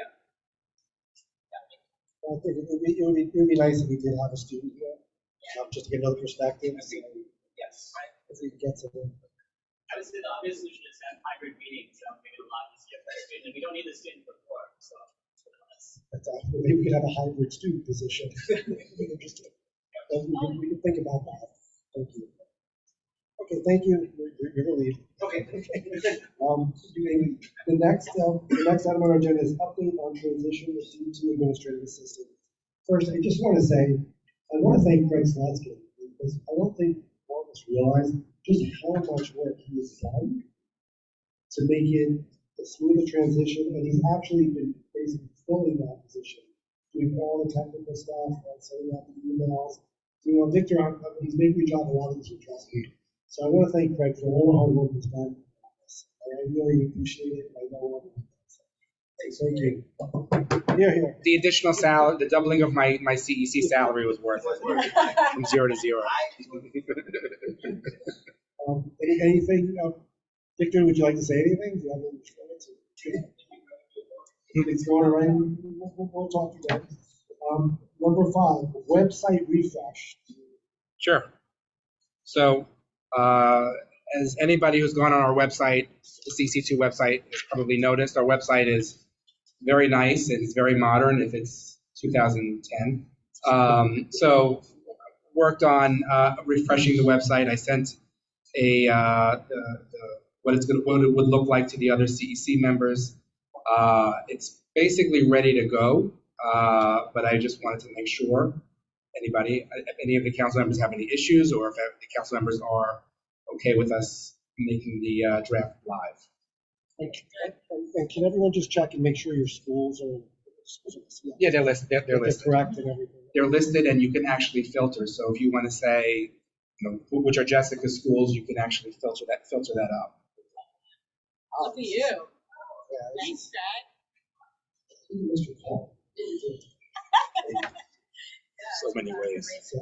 So many things. So the next item on our agenda is discussion on the process for future bylaw proposals, which is actually the bylaws discussion. So everyone should have a copy. They probably don't, but I have copies that they need. Let's distribute that.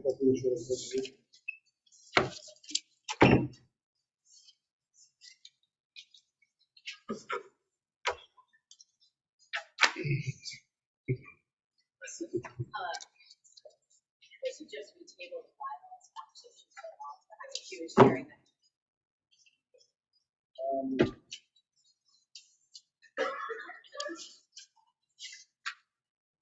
I'm gonna suggest, I'm okay with tabling some of the discussion, only because there's really some things that we really, I don't think it's controversial, we really should vote on. I'm perfectly fine if you want to table discussion about co-presidents, but the changing things to 7 out of 12 to 6 out of 12.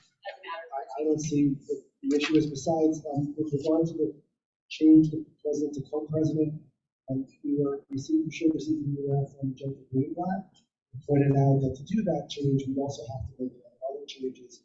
We didn't make that last time, which includes do people work together, how does it work, the approval process, so we have to table that anyway. So,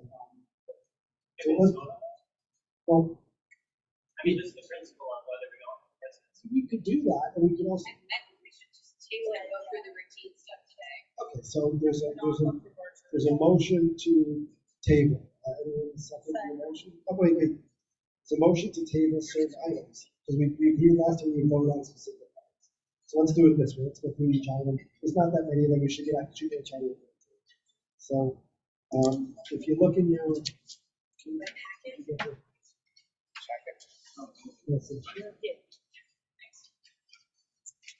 Gavin, I don't think you got it. Did you have it? Yes, and it's towards the back. This is page 17.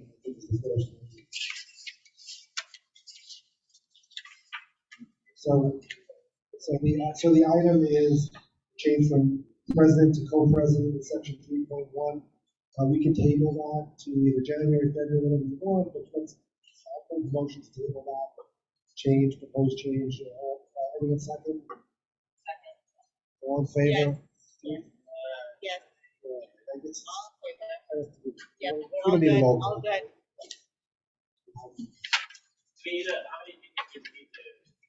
I think you should give a majority.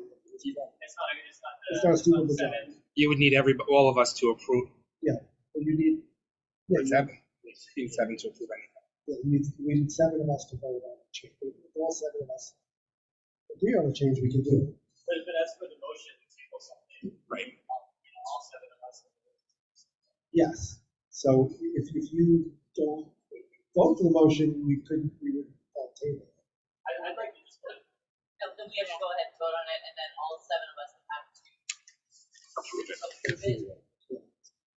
It's the changes he's talking about, the one that we all agree with, adding the quorum, and adding the language of changing the numbers. Right. Yeah, I think we just help with that. Let's go to table the whole thing. Because that's gonna add a lot to the January meeting, because we have the other resolutions, we're gonna add a lot. Yeah, let's vote on it now. Let's get it done. Well, we don't have an agreement. All right, well, okay. Let's go back. Okay. We're doing this, we agreed last time to do this item per item, just to make it easy. Normally you might consider it all at once, but we need to do it item by item. And keep in mind, you can always bring an item up again. It's perfectly fine to bring it up again. So the first, let's go back to page 17. That is to change president to co-president in section 3.1. We can't even change this stuff because Jennifer said vote it. Yeah, so we really couldn't vote on it tonight because we don't have the exact. I mean, you could in theory go against it in principle because it doesn't matter. But I'm fine tabling. We all have to agree. We either have to. We either vote on it or we don't vote on it. I say we don't. Your call, your call, your call. Okay, so is there an agreement to table that? But we need 7 people to agree to table. So do you agree? Or, I mean, do we have? It's up to you guys. I think let's vote on what we're gonna. It's on the agenda. So we'll have to have a vote. I mean, so you made a motion to table, correct? Second the motion. Let's take a vote on the motion to table. This is the motion to table. Motion to table. We need 7 votes to pass. Okay. Pre-vote or aye? Motion to table, so to change it to January 7th. That's what happens when you go first. Yes. To push it to January. The yes is pushing it to January. All of it or just? No, just the. Just the co-president piece. Just the co-president. Co-president because we don't have the right language, or they don't have any doing that. I'm sorry, go on, Greg, I'm sorry. Yes. Okay. Allison Bowen. Yes. Daniela Egorov. Yes. Gavin Healy. Charles Love. You have to tell me something. No, you can abstain. You can also abstain. Maud Marin is not here. Sonal Patel is not here. Jessica Savage. No, let's do it. Okay.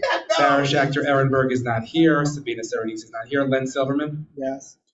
Craig Slutskin is going to say yes. So that is 1, 2, 3, 4, 5, 6 to 2. Yes, or 8. The motion does not. Motion does not pass. We have to vote. So as to item number 1, so this would be a vote to change president to co-president, section 3. Let's change the language. And just again point out that we would need a whole bunch of other language in there, which is going to be included. So I want to make the vote. I'll make the motion. I'll make the motion to vote to change the bylaws to reflect the co-president position. One second. Please, give a second. Okay. Tree Boparai. Yes. Allison Bowen. Daniela Egorov. Gavin Healy. No. Charles Love. Marin is not here. Sonal Patel is not here. Jessica Savage. No. Sarah Schechter Ehrenberg is not here. Sabina Serenise is not here. Len Silverman. Abstain. Craig Slutskin is abstained. So motion does not pass. One yes, 2 no, 3 abstain. 5 abstain. Sorry, 5 abstain. Sorry. You're in that 59% He's in that 59. No, he's in the other percentage. That's the problem. Oh, I marked the 2 yes. Okay, going to page 18, so the next item that we're voting on is, it says removal of officers to change the number from 6 to 7 to reflect the job. So I make a motion to. Sorry, point of order. Can we just say for every place in here that it goes from, that we say we want to go from 6 to 7? Not just because otherwise we'll do it, it's like 10 of them. We can do that, okay. Yeah. So we have a Just so we motion have to take where 10 all the votes. points that Unless you want here to change to 7 of 12. I would make that motion in the language to amend any place where it says 6, change to 7 of 12. So 6 to 11, 7 to 12. Yes. Anyone second that motion? Priya Boparai. Allison Bowen. Daniela Egorov. Yes. Gavin Healy. Charles Love. Maud Marin's not here. Sonal Patel's not here. Jessica Savage. Sarah Schechter Ehrenberg is not here. Sabina Serenise is not here. Len Silverman. Yes. Craig Slutskin is a yes. It passes 8-0-0. Next item is page 18, comment 4. Email website posting removed. It doesn't really say anything. I'm not sure what that means. Where is it? It's in the middle of page 18 on the right side of this one. Oh, because we don't have to do we don't have to do we don't have to do local media. Okay. So why don't you make the motion? Tell me exactly. Okay, I will make the motion that we amend section Article 3, Section 1 to reflect that email and website posting will suffice. We don't have to call the local news media. Just so you know, a lot of the local news media is actually on our email list anyway. So. Okay, I second the motion. Okay. Priya Boparai. Allison Bowen. Daniela Egorov. Gavin Healy. Charles Love. Maud Marin's not here. Sonal Patel's not here. Jessica Savage. Sarah Schechter Ehrenberg's not here. Sabina Serenise is not here. Leonard Silverman. And Craig Slutskin's a yes. Motion passes 8-0-0. Next item is on the same page to delete where it says section 1 of Article 3, Section 1. All meetings which are held virtually shall be recorded by the administrative assistant or the president or designee if the administrative assistant is unavailable. And then we're deleting that section to host the meeting with the public meeting. I make a motion that the language be reflected to delete used from that section. Anyone second? Sorry. Yes. It's okay. Priya Boparai. Allison Bowen? Daniela Egorov? Gavin Healy? Charles Love? Maud Maron's not here, Sonal Patel's not here, Jessica Savage? Sarah Schechter Ehrenberg's not here, Sabina Serenise isn't here, Leonard Silverman? Yes. Craig Slutskin is a yes, motion passes 8-0-0. We already dealt with the first one on page 21, which is comment 6. Comment 7, this is a amendment to remove the second public speaking session. I'm not making this motion. Is there anyone who wants to make a motion to amend the bylaws to remove the second public speaking session? I will make the motion just so we can hear it, so I will make the motion. Thank you, guys. You're gonna call this one? Don't put me on Twitter Don't tonight attack for this. Pri Boparai? No. Allison Bowen? Daniela Egorov? Gavin Healy? Charles Love? Yes. Maud Maron is absent. Sonal Patel is absent. Jessica Savage? Sarah Schechter Ehrenberg is absent. Sabina Serenise is absent. Leonard Silverman? No. Craig Slutskin is a no. The motion fails. 1-7-0. What is this one? So Kelly doesn't. She's making me the bad guy. I don't know what that is. So the next one is on section 2, number 6, which is to change this to reflect that only one person speak during the community district superintendent speech. So for example, when Kelly speaks, Kelly and then Deputy Superintendents Reggie Higgins and Kelly Shannon would not be able to speak as well. I'll make that motion. I don't support. Okay, motion to amend to reflect that only one person speak, giving the community district superintendent. Anyone want to second that? I'll second it just for that. Pri Boparai? No. Allison Bowen? No. Daniela Egorov? No. Gavin Healy? No. Charles Love? No. Maud Maron is absent. Sonal Patel is absent. Jessica Savage? No. Sarah Schechter Ehrenberg is absent. Sabina Serenise is absent. Leonard Silverman? No. Craig Slutskin is a no. Motion fails. 0-8-0. Okay. The next item is on page 22. This is actually not a 7 or 12. This is to make efficient actions require a vote of 7.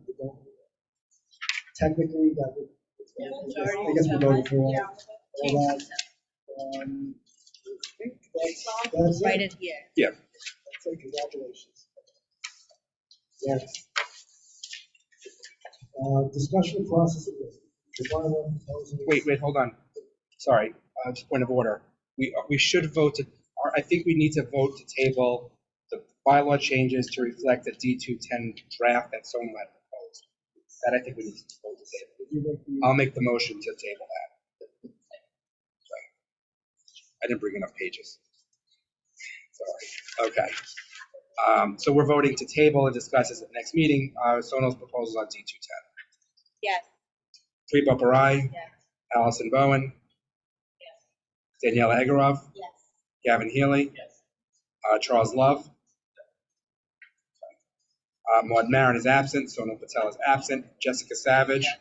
Sarah Schechter Ehrenberg is absent. Sabina Serenise is absent. Leonard Silverman? Yes. Yes. And Craig Slutskin is a yes. So that motion passes 7-1-0. Thank you. Okay. Discussion for process future bylaw proposals. Location for meetings. Craig circulated a list of proposals. It's on the last page. It's on the last page. He tells me in the back. I think he pointed out that these are geographically diverse. This would call for a January meeting in PS 51 in the House Kitchen. So, Victor, if you could just do the scout work and just see if we can get in there. PS 51. And a February meeting is going to be the Chancellor's Town Hall. So that's going to be the MS 131 in Chinatown. We just confirmed that we've got all that permits for that one. February will be the district office. March, PS 267 on the left side, April district office. May, PS 234 Rebecca. And our last meeting June at the district office. School liaison. I'm sorry to do this. Just one point on this. Sonal, just to be transparent, Sonal did ask if we could change, last night she had asked me about flipping the January and the February town hall. So February town hall would be 51 and the February town hall would be at 51, January would be at MS 131. She brought it up. I will just give my opinion, just to state it, is that I think that the 131 is probably more central to more people in the district and also to public transportation as opposed to Hell's Kitchen, which is not as easily accessible, in my opinion at least, by public transportation, because I think it's like it's by Beacon, so was that like 11th Avenue, I think, is 44th. So I would recommend keeping it, but full disclosure, she did bring this up yesterday, and I wanted to express that on behalf of her. I would second those comments. Is anyone else have any?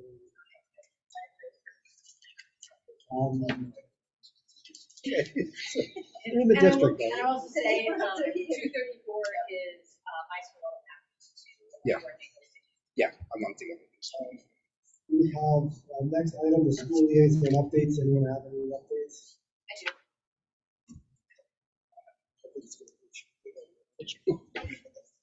Try now.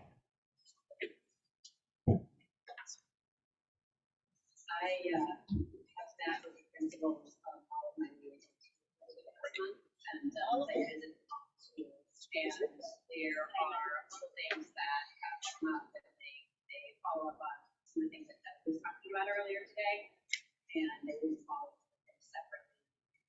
Discussing some of the comments from principals, but the big thing is that I'm hearing is the transition to written wisdom is high on people's minds, and it's a big ask to make a curriculum change from K-5 in a single year to a curriculum that most of these schools are not present until this spring. And one of the things that I heard is that there hasn't been clarity yet on what type and how much of training their teachers are going to get in time during the spring, and then what those coaches are going to come into the classroom, who they're going to be, and how often they're going to be coming in. I know Kelly spoke in some broad brushstrokes about that, but I think that's important for us to follow up on because that is a huge change in our district, particularly in light that a lot of these schools already are performing at exceptionally high levels of literacy in certain grades, and I think that we really need to make sure that there's some